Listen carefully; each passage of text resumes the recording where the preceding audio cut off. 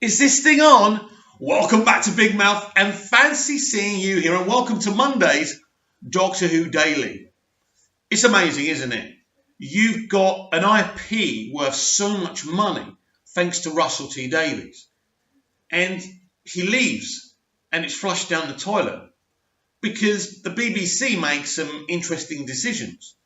I see the BBC, I see what they do. I was watching something the other day where they were all laughing at this bloke getting beaten up by a girl, and it was, I was thinking about this, and I was thinking, I just, in the end, you look at this mentality, and I'm thinking to myself, do you know what?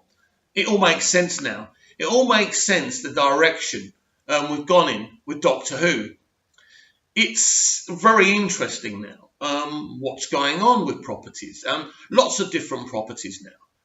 The fact of the matter is that Doctor Who did okay in the ratings. It wasn't brilliant.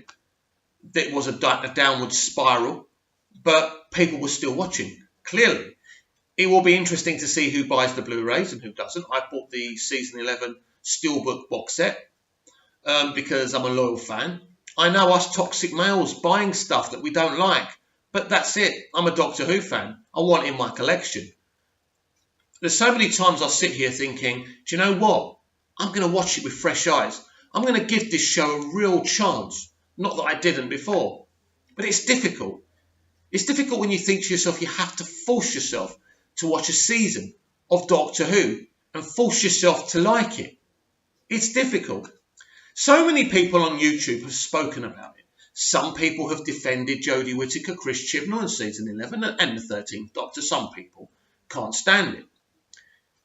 So many things have been spoken that I think in the end you can end up repeating yourself. And you look at Doctor Who now and you just think to yourself, where do we go from here? Where do we go from here? I think there comes a time in any franchise where you say, what are we going to do with this show? Are we going to take it forward to brand new places, new ideas, keep it fresh, keep the audience excited? The problem is with creatives and companies now, they don't seem very interested in what the studio wants. We've seen it with other IPs like Star Wars. Oh, the audience expected this, and they're upset because we didn't give them what they wanted. Well, that's the idea. I used to work in the Co-op supermarket, and if something wasn't selling, we stopped ordering it. But this is what's going on now. Things that are not selling are being reordered, and this is like Doctor Who. Doctor Who Season 11 wasn't loved by die-hard Doctor Who fans, so what do? They order another season, which is going to be the same thing. It's not going to change. Oh yeah, you'll see classic monsters, classic characters, maybe even Captain Jack will come back, maybe John Sims Master, but I expect to see another female Master. I suspect there'll be a big announcement about that. It's going to be interesting because for all intents and purposes, for as far as we know, we're only getting 6 episodes. Could be more. I don't know. Nobody really knows what's going on. We've seen one picture and that's the cast together, smiling. That's great. That doesn't fill me with confidence. That doesn't tell me what kind of Season 12 we're going to get. Where's the buzz? Where's the excitement? There is none. When Russell T Davies was running this show, we were excited. When Russell T Davies was running this show, we had Doctor Who Confidential, which was an amazing after show. It was a great thing where you could see how things were done. Russell T Davies' passion for the project. But very quickly, Stephen Moffat got rid of Doctor Who Confidential. And we had some crappy thing on YouTube afterwards, didn't we? That barely last, 10 minutes? I don't know.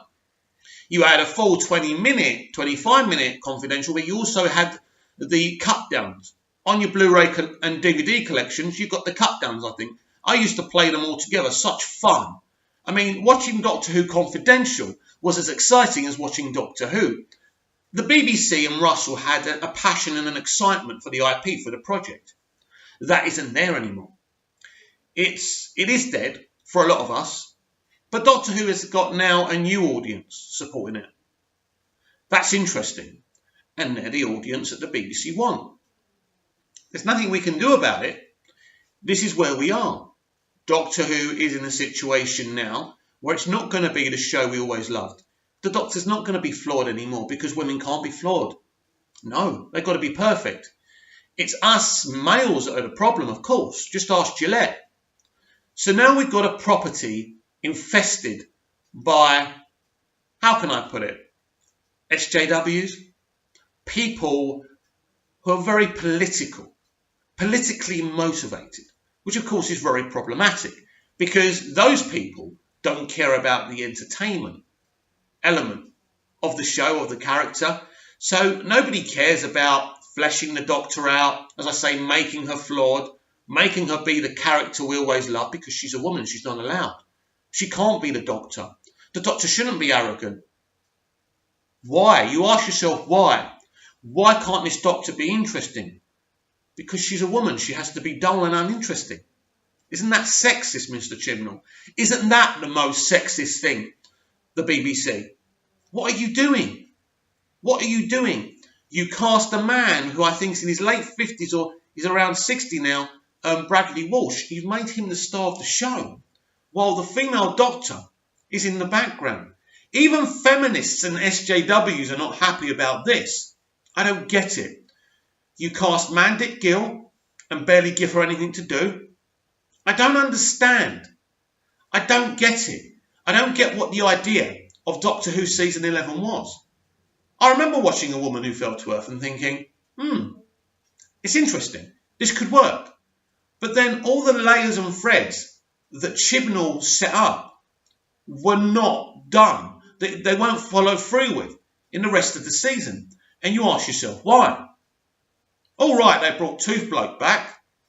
I mean, a ridiculous kind of enemy. He was meant to be like the big bad of the season, even though everything was meant to be standalone and nothing was meant to continue. Look, the standalone element was stupid. Having no arc was stupid.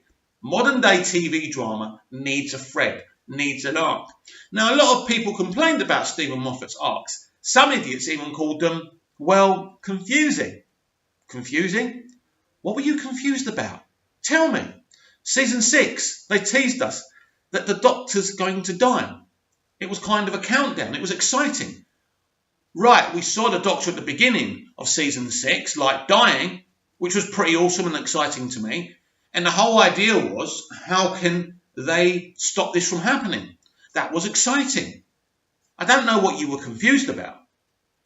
I personally was never confused about Stephen Moffat and what he did. Stephen Moffat just likes to get the audience involved. One of the fun things was when he was on Twitter before the idiots drove him off. The same idiots who drove the wonderful Peter Davison off Twitter, right? He was interacting with the fans. They were asking him questions. He was being cheeky, saying you have to wait and see what happens. He was giving little clues. It was fun. That was fun. But idiots drove him off the, off the Twitter, off the platform, right?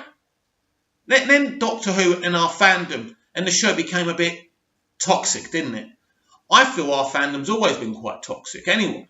I mean, I've been threatened before via DM. It didn't bother me, but it was just literally because I had a different opinion to them. But this is the thing. So the toxicity in the fandom has always been there. But I think about Doctor Who now. I'm not excited to tweet about it. I'm not excited to talk about it. But I want to talk about it because I love Doctor Who.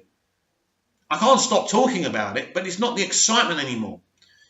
Well, at least when RTD and Moffat were in charge, when, let's say Moffat season 5 and 6, before he lost his mojo about Doctor Who, a lot of people did that. A lot of the fans did that because they turned a disappointment in what he was doing into hate. And this is what's happened now. People just haven't got the emotional intelligence to say, do you know what, Stephen, I don't like this. And this is what's happened now. But for me, there were issues within the Moffat era, but it wasn't because I was confused about what he was doing or I disliked his arcs. I was very interested. I thought he did a good job in season 5 and 6. Season 7, you could tell he was disinterested. Season 7, he knew Matt was leaving. I mean, it's crazy to think that a showrunner could get disinterested because his mate's leaving. He brought Peter Capaldi in. But even within the writing, you could tell Stephen became disinterested.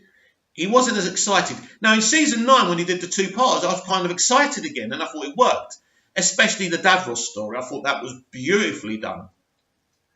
There's no secret that Peter Capaldi and Stephen Moffat would have very heated arguments about the direction of the show. Everyone's falling out. People who are making it, the fans. You get to a situation now where people have an entitlement about Doctor Who. Even my criticisms about season 11 have always been about the product not being good enough. But there's people who go deeper than that. But nobody's wrong and nobody's right. That's the point. Everyone's right from their point of view. Who Addicts, a YouTube channel I love, spoke, they were teasing a video they were doing about, what they didn't like about the Doctor, and they said some people are right about what they say and some people are wrong. There is no wrong. There is no wrong in any aspect of life. From your point of view, you're right, but somebody else will say you're wrong. And if you can have a good, open, heated debate about that, that's fine. But when you get to a point when things get a bit ugly and you think, is it worth it? I think about Doctor Who now, and it's just another show now, isn't it? It's not that special show anymore. It's just another programme. It's just another IP that's had all the life sucked out of it. What happened to Doctor Who was a tragedy. But what really hurt Doctor Who, in closing this conversation, is a lack of imagination.